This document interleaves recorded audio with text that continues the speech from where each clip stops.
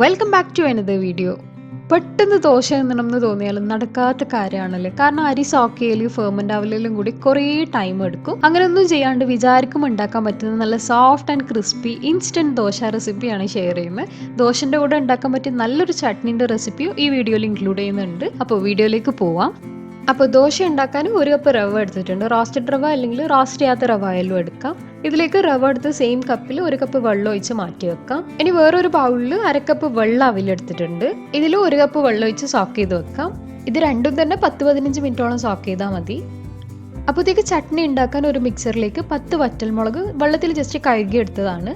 അപ്പോൾ പെട്ടെന്ന് ഗ്രൈൻഡായി കിട്ടും. കൂടെ തന്നെ 2 ഉള്ളി, ചെറിയ കഷ്ണം കുരുവളഞ്ഞെടുത്ത പുളി, ചെറിയ കഷ്ണം ജാഗ്രി, 1 ടേബിൾ സ്പൂൺ വെള്ളം ഒഴിച്ച് ബ്ലെൻഡ് ചെയ്തെടുക്കാം. അധികം വെള്ളം ഒഴിക്കേണ്ട ആവശ്യമില്ല. ഉള്ളി ബ്ലെൻഡ് ആകുമ്പോൾ എന്തായാലും വെള്ളം വരും. ഇത്ര സ്പൈസി ചട്നി പ്രിഫർ ചെയ്യുന്നില്ലെങ്കിൽ 8 വറ്റൽമുളക് എടുത്താൽ മതി. ഇതിപ്പോൾ നല്ല തിക്ക് പേസ്റ്റായി അരഞ്ഞിട്ടുണ്ട്. ഇനി ഒരു പാനിൽ 1 ടേബിൾ സ്പൂൺ ഓയിൽ ചൂടായി വരുമ്പോൾ 1/2 ടീസ്പൂൺ കടുക് പൊട്ടിച്ചെടുക്കാം. എന്നിട്ട് 1/4 ടീസ്പൂൺ ഉഴുന്നുപരിപ്പ്, 1/4 ടീസ്പൂൺ ചെറിയ ജീരകം, ഇതെല്ലാം പൊട്ടി വരുമ്പോൾ 6 വെളുത്തുള്ളി ചെറുതായിട്ട് കട്ട് ചെയ്തതും കറിവേപ്പിലയും ഇട്ട് ഓയിലിൽ സോട്ട് ചെയ്തെടുക്കാം. വെളുത്തുള്ളി പൊരിഞ്ഞ് ഇങ്ങനെ ബ്രൗൺ കളർ ആയാൽ ബ്ലെൻഡ് ചെയ്ത മിക്സ് ഇതിലേക്ക് ഒഴിച്ചു കൊടുക്കാം. എന്നിട്ട് 1/4 കപ്പ് വെള്ളം മിക്സിയിൽ ഒഴിച്ചതും കൂടി ഒഴിച്ചിട്ട് ആവശ്യത്തിന് ഉപ്പിട്ട് നല്ലപോലെ മിക്സ് ചെയ്ത് കുറുക്കിയെടുക്കണം.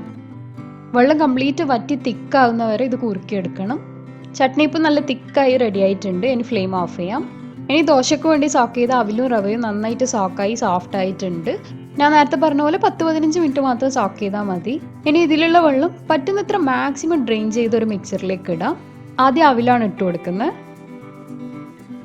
ഇതേപോലെ റവയും മാക്സിമം വെള്ളം ഒഴിവാക്കിയിട്ട് ചേർക്കാം. എന്നിട്ട് ഇതിലേക്ക് 2 ടേബിൾ സ്പൂൺ തൈര് ചേർക്കുന്നുണ്ട്. ഞാൻ സാധാരണ പുളിയുള്ള മിൽമ തൈരാണ് എടുത്തിട്ടുള്ളത്. ഇത് വെള്ളമൊന്നും ചേർക്കാണ്ട് ബ്ലെൻഡ് ചെയ്തെടുക്കണം. ഇതിപ്പോൾ നന്നായി അരഞ്ഞു കിട്ടിയിട്ടുണ്ട്. ഇനി ഈ ബാറ്റർ ഒരു പാത്രത്തിലേക്ക് മാറ്റിയിട്ട് 1 ടീസ്പൂൺ ഉപ്പ് ചേർക്കാം. ഇപ്പോൾ തന്നെ ചുട്ടെടുക്കുന്നതാണെങ്കിൽ 1/4 ടീസ്പൂൺ ബേക്കിംഗ് സോഡ കൂടി ആഡ് ചെയ്ത് മിക്സ് ചെയ്തെടുക്കാം.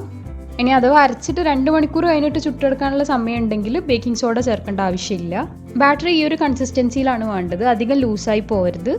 ഇനി ചൂടായ തവയിൽ മാവ് ഒഴിച്ച് നല്ല തിന്നായിട്ട് ചുറ്റിച്ചെടുക്കാം. നിങ്ങൾക്ക് കുറച്ച് തടിയുള്ള ദോശ ഇഷ്ടമാണെങ്കിൽ 2 സ്പൂൺ ബാറ്റർ ഒഴിച്ചാൽ മതി. കുറച്ച് ഓയിൽ എല്ലാ ഭാഗത്തും ഡ്രോപ്പ് ചെയ്ത് ഇതുപോലെ സൈഡെല്ലാം പൊരിഞ്ഞ് പാനിന്ന് വിട്ട് വരാൻ തുടങ്ങുമ്പോൾ എല്ലാ ഭാഗവും തട്ടിക്കൊടുത്ത് ഫ്ലിപ്പ് ചെയ്യാം. നല്ല സോഫ്റ്റ് ആൻഡ് ക്രിസ്പി ആയിട്ടുള്ള ദോശയാണിത്. 2 ഭാഗവും കുക്കായാൽ തവയിൽ നിന്ന് എടുത്ത് മാറ്റാം. ഈ ദോശ ചൂടോടെ തന്നെ ഉണ്ടാക്കി കഴിക്കണം, എന്നാലും നല്ല ഫ്ലേക്കി ആയിട്ട് ഉണ്ടാവാൻ. അതുപോലെ ഈ റെഡ് ചട്നി ഏതൊരു ദോശ, ഇഡ്ഡലി, വടൻ്റെ എല്ലാം കൂടെ നല്ല കോമ്പിനേഷനാണ്. അപ്പോൾ കുറഞ്ഞ സമയത്തിനുള്ളിൽ ദോശയും ചട്നിയും ഉണ്ടാക്കുന്ന റെസിപ്പി വീഡിയോ എല്ലാവർക്കും ഇഷ്ടമായിട്ടുണ്ടാവും.